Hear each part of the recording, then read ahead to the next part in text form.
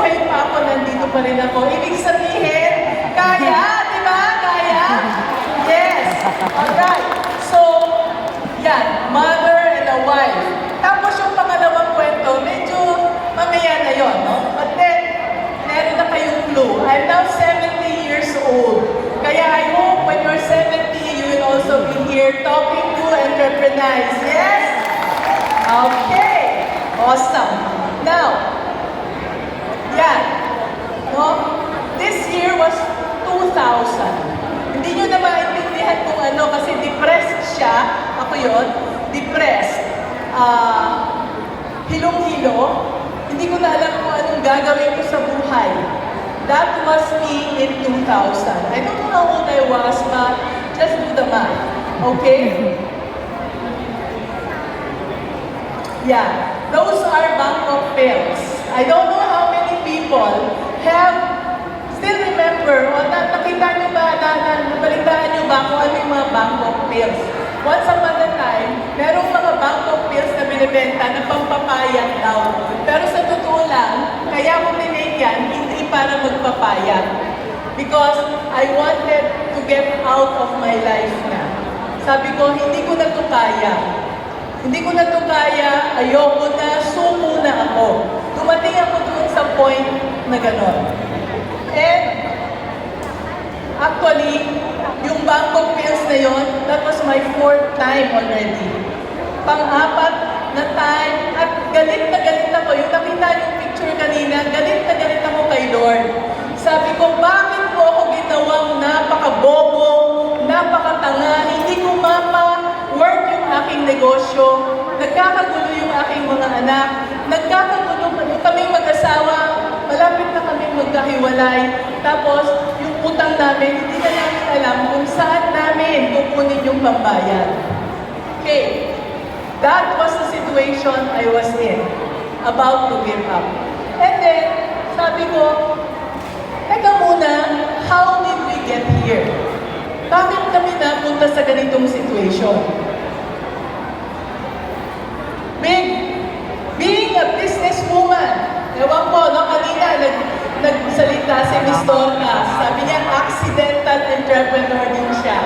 No? Ang dami sa ating mga kababaihan, accidental entrepreneur. Because being a businesswoman was never my dream. Tulad ninyo, simple lang ang aking buhay. Ang gusto ko lang, ang aking pangarap lang ay magkaroon ng asawa, magkaroon ng anak, at magkaroon ng isang happy family. Yes? How many of you have those dreams? Yes, no? Simple lang naman eh. Hindi naman natin talagang gusto yung maging sobrang yaman, sobrang successful, basta okay na. No? And therefore, when I was 25 years old, I was happily married with one baby. I married my Prince Charming. Boyfriend ko siya nung high school pa. Nagkatuluyan kami. And I was, happy. I was at the top of the world.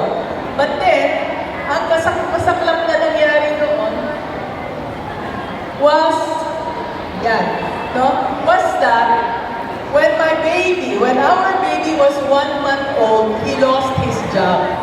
Kaya lang sa dalawa namin, sa aming dalawa, siya yung gustong maging negosyante. Kaya sabi niya, okay lang, wala na akong trabaho ngayon. Let's start a business. So, we started a business at naubos yung aming savings na mag-asawa. Because we failed and failed and failed. Dahil, engineering graduate siya. Ako, ang dream ko lang naman ay makapagturo, kaya ako ay naging teacher. And at that time, I was teaching, and masaya na ako being a teacher. But then, syempre, tayong mga wives, di ba? Ang gustong-gusto nating gawin is to support our husbands. Yes? Yes. How many of us would be sad if we see our husbands who are sad? Yes? Yes. Dahil a lot of us, we live to see them happy. We want to have a happy family. Kaya, yon. Since nangyari yon, at dumating yung araw na yung baby namin, no? Because I was not fortunate enough to have breast milk, so my baby was taking Lactogen. And I was teaching, okay lang na walang trabaho, nakikitira lang naman kami sa sa aming parents eh. But then, one day I realized na, teka muna, si baby palakas ng palakas yung pagdedede niya. To the point na there will come a time na magugutom ang baby ko and I cannot feed her anything because gatas lang, lactogen lang ang kaya niya i-take. Eh, paano yun, no? Papaano na ako, wala kami pambili niyan dahil yung sweldo ko ay kulang at ang si husband ay nagfe-fail pa sa kanyang business. So, how many of you would do everything in the world for your babies? Yan ang power ng mga nanay. Kahit natakot tayo, the people who are scared now, get the power from your love for your children because that was what I did. I was an introvert ako hanggang ngayon. If you talk to me, I would not know what to say to you because I've been always a shy kid hanggang lumaki ako. Lumalakas na nga yung loob ko pag nagtuturo ako, pero after that, quiet na naman ako. But then, because of the love of my baby, nagbenta ako ng bigas. Kasi tinanong ko yung mga co-teachers ko, sabi ko, anong gusto nyong ibenta ko sa'yo? Sabi nila, bigas. And totoo yung sinabi, again, ni Miss Dorcas, nag-umpisa din ako ng walang puhunan, laway lang. I went to my friend who was selling rice, binenta ko sa mga co-teachers ko. Tapos sabi nila, gusto ko ng itlog. No? Always ask your customers what they need. Tsaka ninyo hahanapin kung ano yung ibebenta sa kanila. Ganun ako nag-umpisa. And if they tell you what you need, then you know na magbebenta ka, siguradong bibilhin. So I started with rice, with eggs. Sabi nila, kailangan namin ng plancha. So plancha, sige. Bumili din ako ng plancha, ng rice cooker, at kung ano pang mga small appliances. Dahil kung ano yung kailangan nila, I would provide. 15-30. Binibilang ko dati, no? Sa akin, isang sakong bigas. Dati, nung panahon namin, ang isang sakong bigas was 50 kilos. I was making 15 pesos per sack. That time, 135 lang yung isang sako ng bigas na 50 kilos. So, binibenta ko ng 150, dalawa lang ang ibibenta ko, may isang latang gatas na ako. Galing kong mag-compute, no? So, I had a goal, at ang goal ko revolved around my baby. So, you can do that also. No? Start with a goal. Magkano kailangan ninyo? Magkano na kailangan ninyo sa family ninyo? And that was how I started. And sabi nga nila, darating at darating. Sabi ni Miss Marge, no? Don't worry about kung ano yung umpisahan mo, basta mag-umpisa ka. And from there, the opportunities will come, right? Okay. So yan, ganon, no? To the point na merong sabi na, nagbenta rin ako ng ref, no? Ang hirap kayang i-deliver. Ang tawag sa akin sa school, walking grocery o walking department store. Did I care? No. Ba't ako mahihiya? Dahil para sa baby ko to. No? At saka hindi naman ako nagnanakaw. Yung mga nagnanakaw nga hindi nahihiya. Mo ba? So, hindi dapat tayong mahiyang mag-offer because we are serving the needs of our customers, right? So, may humingi sa akin na relo. So, nagbenta na naman ako ng relo to the point na this was the break that happened. One of my co-teachers sa nursing faculty, si Paul Bernardo, I'll never forget him in my whole life. Sabi niya, hindi ko kailangan yung bigas mo at kung ano-ano pa. Ang kailangan ko ay isang wedding ring. Engagement ring, rather. So, naghanap ako ng engagement ring. At since nag-umpisa na ako mag-engagement ring, naghanap na rin ako ng mga necklace, may humingi na ng necklace, bracelet. Aba, sabi ko, okay ito necklace, bracelet, hindi ko na kailangan bitbitin, hindi ko na kailangan hilahin yung sako ng bigas na tig 50 kilos. Lagay ko lang sa wallet, okay na. So I shifted to jewelry. And after I shifted to jewelry, I started selling jewelry. And yun na yung naging precursor, yung umpisa ng pagbebenta ko ng jewelry. And sa awa ng Diyos, hanggang ngayon po, andyan pa rin yung aming business na jewelry. Okay. Yes, thank you. We started, dahil ang husband ko masyadong entrepreneurial. Tapos syempre, sa bawat negosyo, may problema. Narinig nyo kanina yung apat na magagandang babae dito na ang daming problema, ang daming pain. So every time we had problems, every time we had pains in our business, akala namin ang solusyon ay another business. Kaya nag-umpisa kami ng iba't ibang business. At a certain point, we had the Chowking store for 18 years. We were with STI College for 28 years. We had PC911 was a computer repair shop. At ito yung mga naging successful na businesses namin. Okay? David.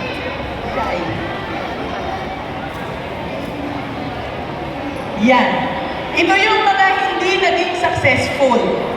Ganito kadami. Yung kanina, yun yung mga successful. Ang dami-dami namin sinubukan na negosyo, naubos yung savings namin, nagbaon kami sa utang dahil we kept trying and trying and trying, looking for the best business. So my message for those people here who are looking and looking for the best business dahil inaayawan niyo yung negosyo ninyo, well, maybe you need to look again. Because lahat ng negosyo may problema. Walang perfect na business. So if you have a business now and it is problematic, solve that problem. Dahil yung iba, kasabayan ninyo, ayaw. Pero kayo, since you were able to solve that problem, kayo yung aangat sa kanila. And the moment you keep on solving the problems, you become better and better and better. And at one point, you will see that you are better than the rest of your competitors. Okay? So don't commit that mistake that we have committed. Alright. So, ilan dito yung mga couplepreneurs? Nakita ko kanina, maraming mga supportive husbands, no? Thank you so much. No? Couplepreneurs, actually, they keep on talking, pinag-aawayan ang dami-daming bagay. Hindi lang yung sa family, kundi yung negosyo. Ang masama pa, ginagamit pa, pinipingpong pa tayo ng mga tao natin.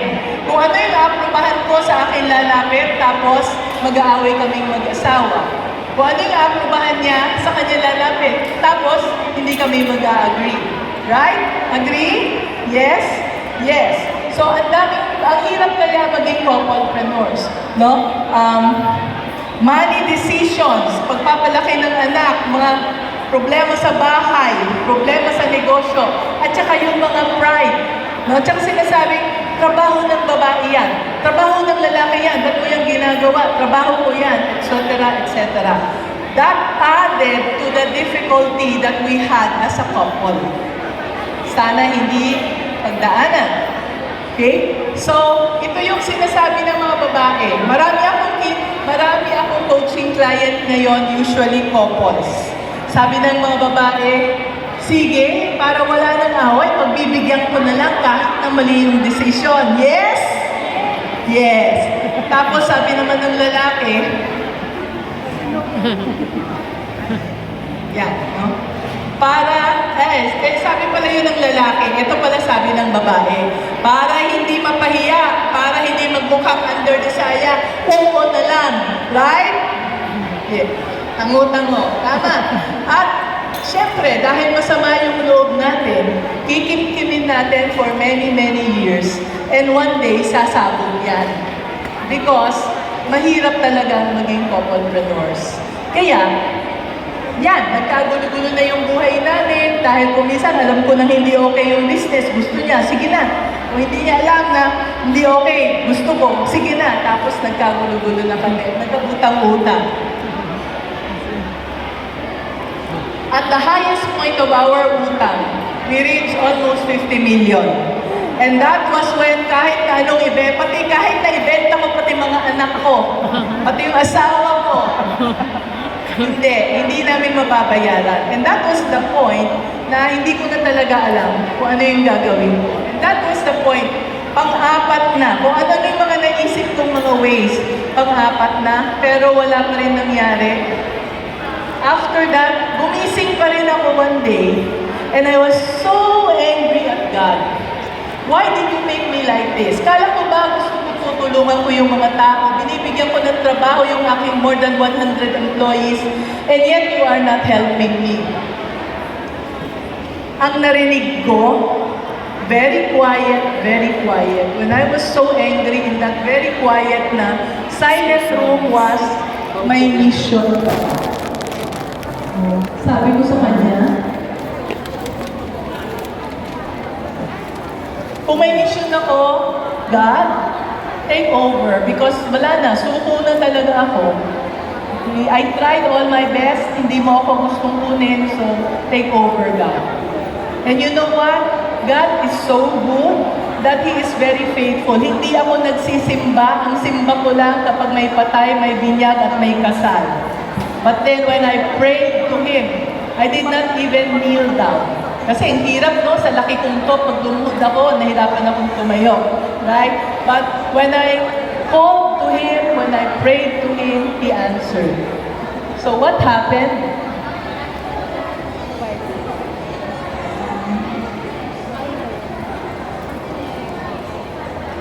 What happened was, one day, hindi ko alam kung ano nangyari, hindi na kami nag-uusap ng ilang buwan ng husband ko, but one day he came into my room. Magkahiwalay na kami ng room.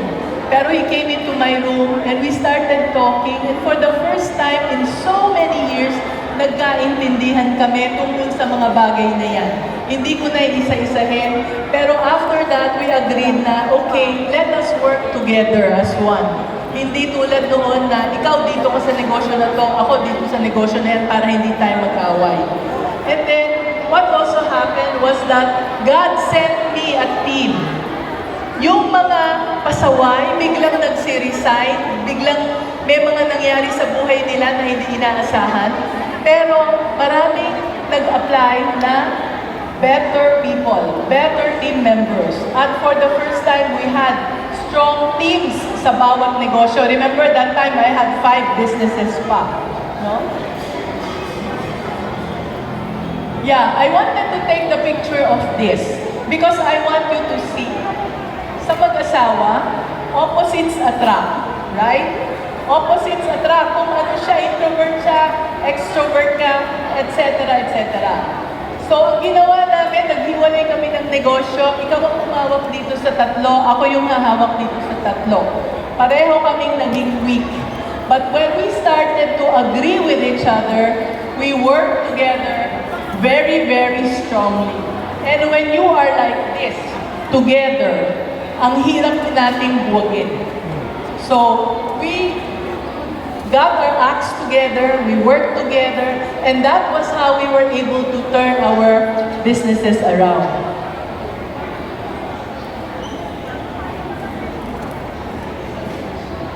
Years kaming na babad sa utang. Napunta kami sa 50 million in 30 years. Palalim ng palalim ng palalim ng palalim. But nung nagkaayos na kami, in just 5 years, nabayaran namin lahat ng utang namin at we became financially free. Yeah. Talagang pinapalakpakan po yan kasi talagang if that happens to you, you will also jump with joy. No? Talagang ang bait ni Lord. Nagsisimba na ba ako ngayon? Hindi pa rin. Sorry po. Yan. No? So because we were able to pay off our debts, I have a very good relationship with God. I pray to God every day. But I am not the type who goes to church. Pero kanya-kanyang trip yan. Don't judge me. I don't judge you either for what your beliefs are. Whoever is your God to you, the important thing is yung relationship natin. Okay? So, I am blessed that I was able to hand over, kaming mag-asawa, na ibigay na namin, na transfer na namin yung negosyo, mga negosyo namin sa mga anak namin. We have 5 kids, by the way. The youngest is over there in pink. Yan. So, he's my youngest son. I had him when I was 40 years old. Siya yung talagang naghirap among all my kids kasi doon talaga yung the deepest point of our life. Anyway, yung mga anak ko ngayon, sila na yung humahawak ng negosyo namin. Sabi nila, Mama, ayaw na namin yung ibang mga negosyo, kaya give up na namin yung iba-ibang mga negosyo. At ang natira ngayon is only the jewelry store. Imagine that, kung saan-saan pa ako umikot, nag-umpisa ako sa jewelry, umikot ako kung saan-saan, tapos ang balik ko, jewelry pa rin. This was taken last month. This was our 28th store in Mindanao. So, on Monday, we will be opening the 29th store, and after 4 days after that, 29th store will be in Cotabato City, and after that, it will be, Tagum will be on May 2nd. I'm very excited because my kids are doing such a good job with this business. Okay. So, since naibigay na namin yung aming mga challenge, nag-focus na ako sa pagsasalita, sa pagtuturo.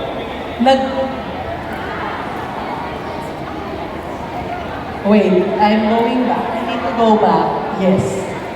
Yan. Namasyal na kami, syempre, no? Time naman namin mag-enjoy after we retired. So, we were about from 60 to 65 years old. We were just traveling, and we got so tired of traveling, nakakapagod. So, I decided to just come home. Sabi namin, uwi na lang kami dito. And I decided to go online. Kaya ang trabaho ko ngayon is I shoot 3 videos a day. 3 maiksing video para matulungan, lalo na yung mga kababaihan.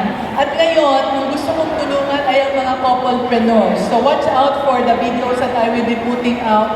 I'll be talking a lot about challenges of couples kasi yun yung talagang pinakamahirap sa aming trial.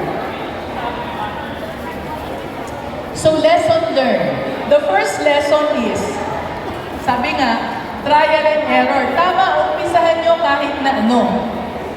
And then you try to see whichever works. Pero hindi pwedeng try lang ng try.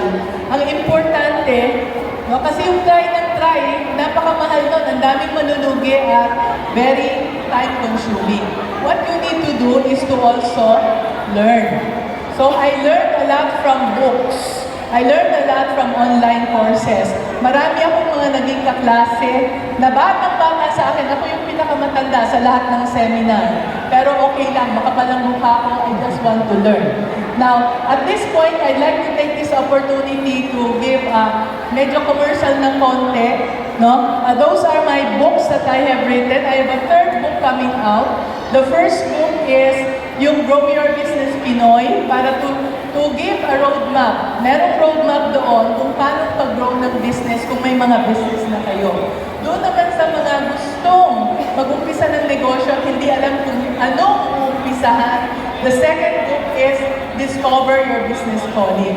And I also have those courses and business mentorship program. Alright, so the second lesson I learned is that kung saan ang passion ninyo, nabanggit na kanina yung passion. Whatever your passion is, focus on that business. Huwag niyo akong gayahin na kung saan pa kami umikot. Alright? Babalik din pala kami doon sa jewelry. And again, those are the 2 books that I talked about. This is the first one, it's $450. That's the first book, $495. This is the second one, to Discover Your Business Calling at $450. They're available in my TikTok shop. But if you will get them now, today, yung table namin ay nandoon. If you get the bundle for $880 discounted na, I will throw in a free Business Basics for Business Owners course. Online course po ito na ang presyo nito ay $1998. You will get that for free if you get the bundle. And for the first 10 people who will get the bundle, I'm throwing in also a 15-minute coaching session after my talk mamayang hapon habang nandito tayo. Okay? Yan. Next. Lesson number 3 that I learned, no? Kung minsan, we take it for granted yung couplepreneurship na okay lang yan, hindi yan okay. Kasi pag hindi yan naayos ng mabuti yung pagiging couplepreneur, partners natin, if you cannot communicate well or understand each other, you will run into rocky waters. No? Kaya, yan ang sabi ko, as I mentioned, I will be talking a lot about it. Watch out for the videos that I will put out. And of course, sabi ko nga, pray to God constantly, whatever is your religion. Ito yon. I talk to Him. Ito yung aking testimony. I talk to Him always. And He always listens.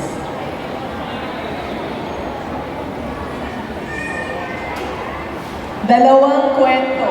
Yun na yung end of the first kwento. Nandito na ako ngayon. So yung second kwento ko, I still have some time, right?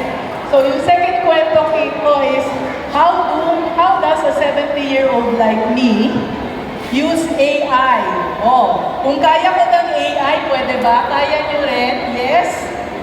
Yeah. Ang laki ng natutulong ng AI sa akin. Okay? So, that's what I do now. I'm an author, I am a speaker, I do a lot of mentoring. Most of my day is online. Ang dami kong mga coaching clients that I coach over Zoom. Yan ang mga AI tools na ginagamit ko at saka ginagamit ng aking team.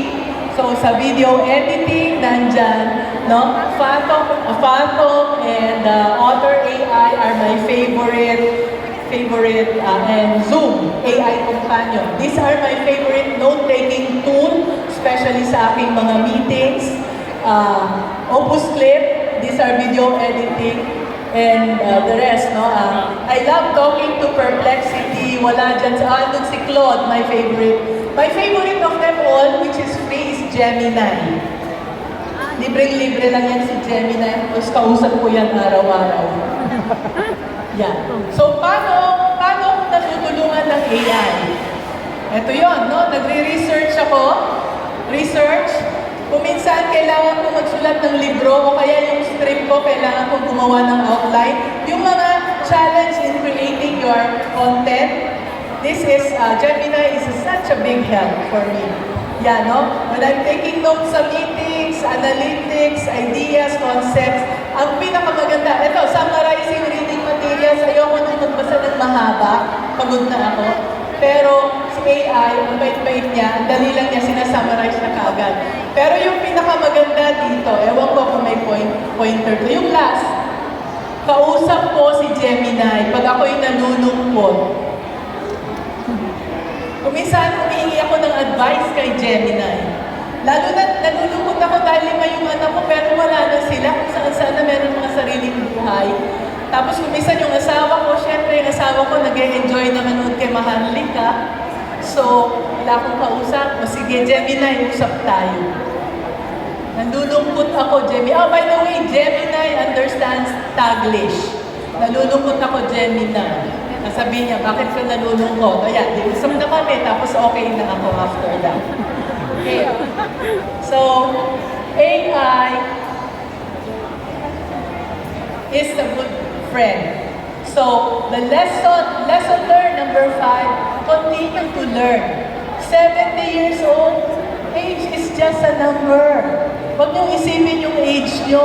Kung nagsasabi kayo na matanda na ako, hindi ko na maintindihan yan. Hindi totoo yan. Dahil kung kaya mo, kaya rin ninyo. Diba? Right? Yes. Okay. So, those are the lessons that I have learned. Yeah, so if you want to learn more from me, follow my page and social media to learn more. If you are interested in getting the books, the table is over there. And I guess this is the last one. Ito na yata ang last one. Yeah, so that's my handle. Thank you very much for listening. Sana nakatulong. Yeah. One more thing. If there is anything you want me to talk about, please DM me, message me. I am on almost all social media. Okay? Bye. Thank you. Grabe naman!